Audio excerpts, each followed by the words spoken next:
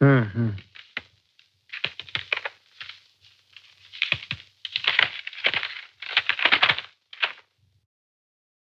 হুম, আমি তোর ব্যাপারে সব শুনেছি কাজরি। তুই রঞ্জনকে বিয়ে করতে চাস না?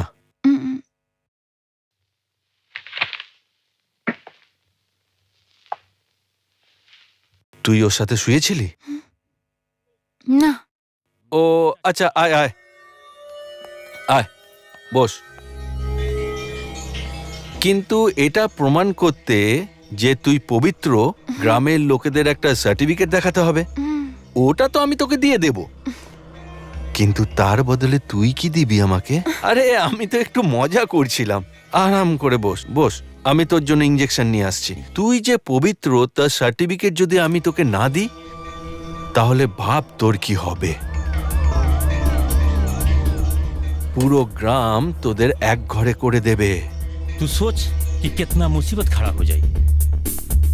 তোর মা বিষ খেয়ে মরে যাবে, তোর বাবা নিজের সম্মান বাঁচাতে গলায় দড়ি দেবে। হ্যাঁ, লোক তোকে বেশ্যা বলবে, বেশ্যা। ভেবে দেখ। কিন্তু তুই যদি আমার ইচ্ছে পূরণ করিস, তাহলে আমি তোকে সার্টিফিকেট দিয়ে দেব। তুই নিজের পছন্দ মতো বিয়ে করতে পারবি। এখন সবকিছু তোর ওপর নির্ভর করছে, রাজি কি না। আমি কাজরির সব রকম টেস্ট করেছি, আর কাজরি গঙ্গার মতো পবিত্র।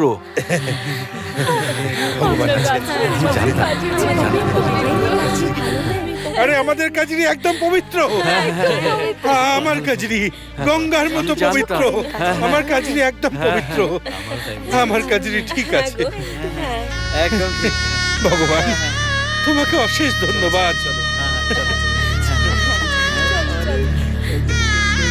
ভগবানকে প্রার্থনা করছিলাম, ভগবান তার কথা রেখেছে।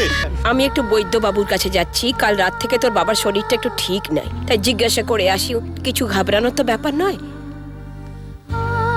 আমি তোকে বলছি, তুই শুনছিস নাকি?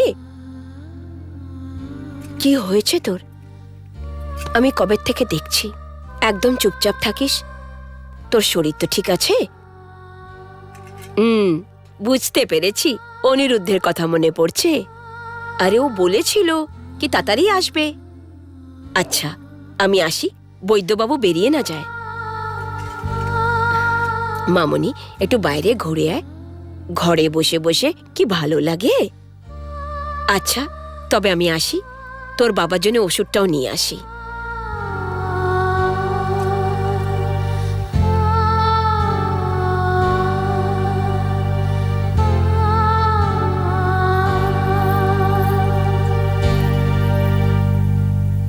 আমি খেলবো না, তোমরা যাও। আচ্ছা চল আমরা বাড়িতেই খেলবো। কিন্তু আমরা কি খেলবো? হ্যাঁ চল না আমরা ডাক্তার ডাক্তার খেলি। আমি হলাম ডাক্তার, ঠিক আছে? আরে কি করছিস কি? যা এখান থেকে, বেরিয়ে যা এখান থেকে। বললাম না আমি খেলবো না কারোর সাথে, যাও এখান থেকে। এ পাগল হয়ে গেছে নাকি? কি হয়ে যাচ্ছে জানি?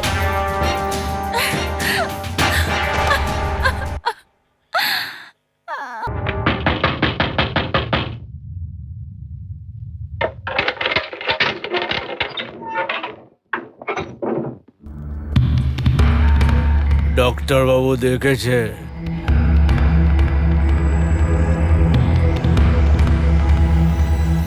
তুই যা, আমি আসছি।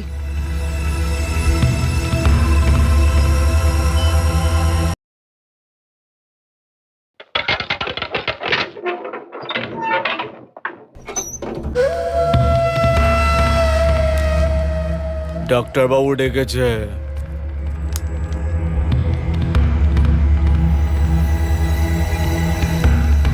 তুই যা, আমি আসছি।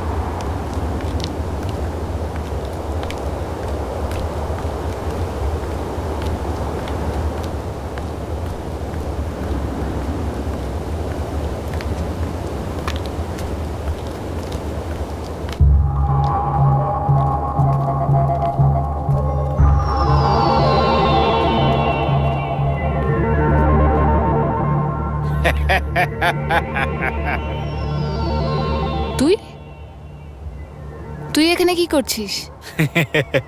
তোর অপেক্ষা। কেন? ডাক্তারবাবুর কাছে যেতে হবে না? ডাক্তারবাবুকে বিরক্ত করে লাভ কি? আমার কাছেও তো অনেক জ্ঞান আছে। ডাক্তারবাবুর ব্যাপারটা খুব বেশি মজার ছিল।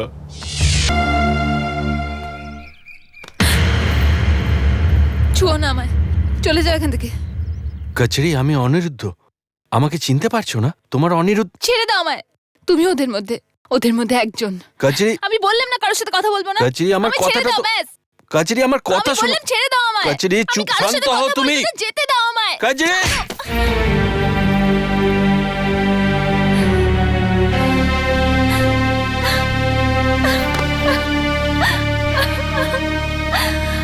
অনিরুদ্ধ বাবু, তুমি কোথায় ছিলে? কোথায় ছিলে যখন আমার উপরে দোষ লাগিয়েছিল? কোথায় ছিলে যখন আমার ধর্ষণ হয়েছিল? আমি তোমার অনেক অপেক্ষা করেছি, কিন্তু তুমি আসতে অনেক দেরি করে দিয়েছো। ডাক্তারবাবুর থেকে নিজের পবিত্রতার প্রমাণপত্র নিতে নিতে আমি অপবিত্র হয়ে গেলাম।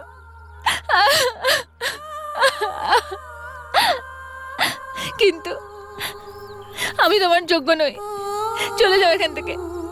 আমার কারোকে দরকার নেই। আমি একলাই জীবন কাটাবো। তুমি যাও, চলে যাও।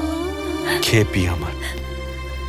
আমি ভালোভাবেই জানি যে কচরি আমার নির্দোষ।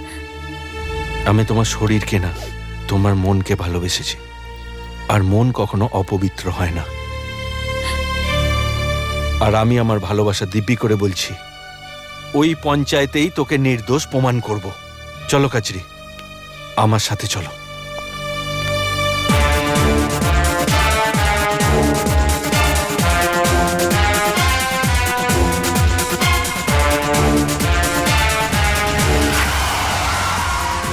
আরে আরে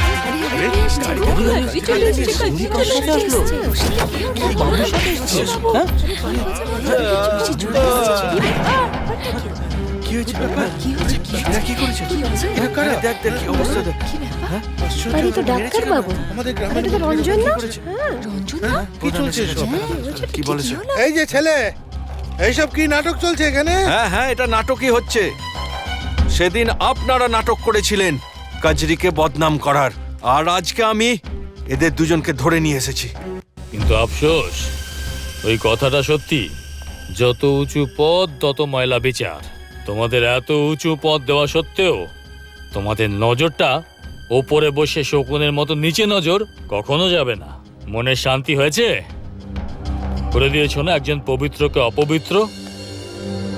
আরে আজ কেউ হাসছে না, ব্যঙ্গ করছে না, তালি বাজাচ্ছে না, কারণ আজ এই পঞ্চায়েতে একজন অবলা নারী অপরাধী নয়, বরং অপরাধী দুজন লোক, দুজন মরদ অপরাধী। আজ এই পঞ্চায়েতে দুজন মরদ অপরাধী। ধাঁধার মতো গোল গোল কি বলছিস? যা কিছু বলার আছে পরিষ্কার বল। আর খেয়াল থাকে যেন এই গ্রামের একটা আত্মসম্মান আছে। কচরি ওই গ্রামের মেয়ে, ওর আত্মসম্মানের কথাটা ভাবলেন না?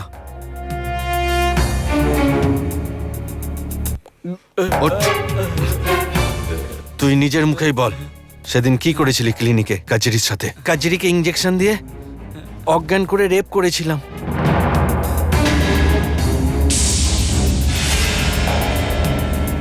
আমি ভুল করেছি। সেদিন যখন ও আমার কাছে চেক আপের জন্য এসেছিল, ও পবিত্র ছিল।